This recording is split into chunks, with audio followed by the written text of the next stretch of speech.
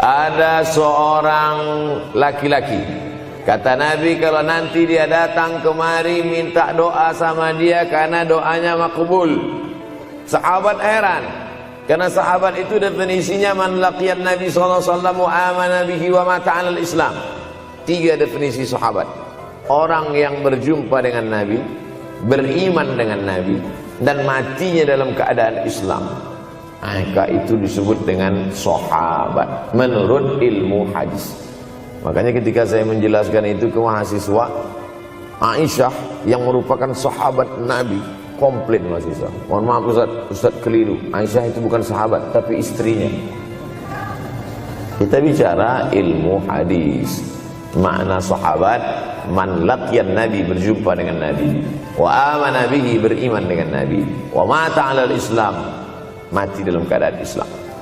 Abu Lahab ketemu dengan Nabi tapi tidak beriman dengan Nabi dan mati dalam keadaan kafir, maka tidak masuk golongan sahabat. Tapi ini ada seorang laki-laki hidup sezaman dengan Nabi dan Nabi mengenal dia, dan Nabi berpesan nanti kalau dia datang ke kota Madinah minta doa dari mulutnya karena doanya dikabulkan Allah Subhanahu wa taala. Sahabat heran, kami yang hidup bersama engkau, kami yang berperang bersama engkau, kami yang sholat di Masjid Nabawi bersama engkau, kenapa doa dia lebih makbul daripada kami? Malah kami meminta doa dari mulut dia. Tapi tidak boleh membantah dan melawan Nabi. Pokoknya nanti kalau dia datang kemari minta doa kepada dia. Setelah Nabi Muhammad SAW meninggal dunia, laki-laki itu pun sampai ke kota Madinah, berjumpa dengan sahabat.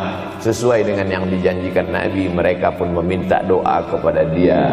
Namanya Uwais Al-Qarni. Makanya Uwais Al-Qarni tidak ada masuk dalam buku biografi sahabat. Kalau mau mencari biografi sahabat Nabi, buka kitab namanya Al-Isabah fi Tamyizis Sahabah, atau baca juga Usudul Ghabah fi Ma'rifatis Sahabah, atau baca juga Al-Isti'ab fi Ma'rifatil Ashab.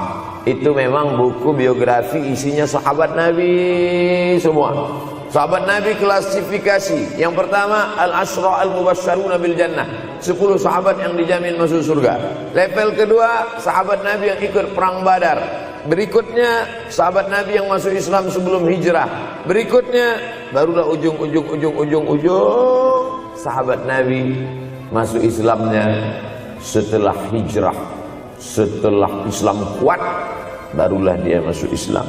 Tapi nama Uwais Al-Qarni tidak ada di dalam, karena dia tidak cukup syarat untuk menjadi sahabat, karena dia tidak pernah berjumpa langsung dengan Nabi Muhammad sallallahu alaihi wasallam. Tapi kenapa doanya makbul? Ternyata dia tidak berjumpa dengan Nabi bukan karena dengki, bukan karena musuh, bukan karena tidak beriman. Dia tidak jumpa dengan Nabi, salah satu sebabnya adalah karena dia menjaga ibunya di Yaman. Makkah di tengah, Yaman di bawah, Syam di atas, negeri Syam. Tak ada hubungan dengan negeri paman Syam. Syam di atas, Yaman di bawah, Makkah di tengah. Liila fi Quraisy, perjalanan orang Quraisy. Ilafihim rihlatash syita'i was-shaib, perjalanan syita musim dingin, shaif musim panas. Musim dingin mereka ke Yaman, musim panas mereka pergi ke negeri Syam. Kenapa dingin ke Yaman? Karena Yaman ini kalau musim dingin tidak terlampau dingin, salju tidak turun. Kalau pergi ke negeri Syam, salju turun. Palestina, Yordania, Suriah, Lebanon. Suriah, Lebanon ada salju. Maka musim panas Nabi pergi ke negeri Syam, karena kalau musim panas di Yaman panas sekali. Sedangkan ke negeri Syam panasnya tidak seberapa. Perjalanan orang Arab Quraisy ini diceritakan Allah, di negeri Yaman itulah tempat kampung Uwais Al-Qarni. Tidak sempat dia berjumpa dengan Nabi, tapi doanya lebih makbul daripada orang-orang yang berada bersama Nabi karena keutamaan berbakti kepada ibu. Kalau sama ayah boleh ngelawan Pak Ustaz? Enggak juga. Jangan ini nanti dijadikan dalil. Kamu kenapa lawan bapakmu? Ada seorang laki-laki. Ini kadang jamaah pandai motong-motong ceramah saya, hanya untuk mencari pembenaran. Sedangkan kita ngaji ini mau mencari kebenaran. 1000 dalil bagi orang untuk mencari kebenaran, tapi ada 1001 hujjah untuk orang yang suka mencari pembenaran. Nah, jadi kalau saya bicara tentang ibu, sesungguhnya ayah sudah masuk.